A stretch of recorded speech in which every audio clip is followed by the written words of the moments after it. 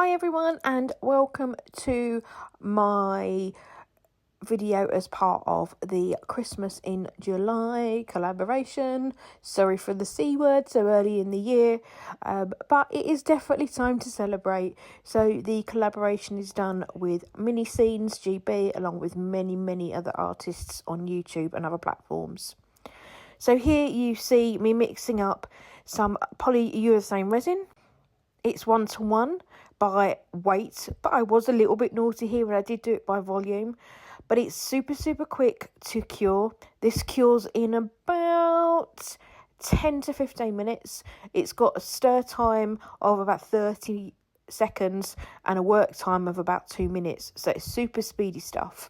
So you will see in a second that I've got handles in there, because what I did was put my handles into the polyurethane whilst it was curing, kind of halfway through, so they're nice and stable. So there they are, they've appeared, and you can see now that the bottom of the tray is nice and white.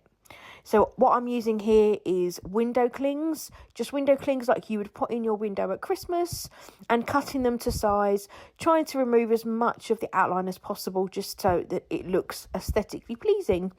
So I'm just choosing ones that I like the look of. They don't necessarily all sit in terms of ratio. You'll see in a minute a really tiny tree, and then I will put a tinier house. But I just wanted that real good Christmas look. I do love a gonk, and especially at Christmas. So I make sure that these are completely rubbed down. There is no air underneath and there's no gaps, because we don't want bubbles to be caught when I apply the epoxy resin afterwards. So I'm just adding my final details just to finish it off before mixing some Let's Resin epoxy resin, and I'm using the standard 1-to-1 epoxy resin, and I do mix that off of screen and add some Marbler's super fine glitter just so that it's got that bit of glitter, because it is for Christmas, of course, and if there's ever a time for glitter, is every day. However, Christmas has to be number one. So yeah, there you see me just popping the glitter into that resin, just give that a really good mix. That is a little bit sped up, of course. I wouldn't mix it that fast because it introduced too many bubbles.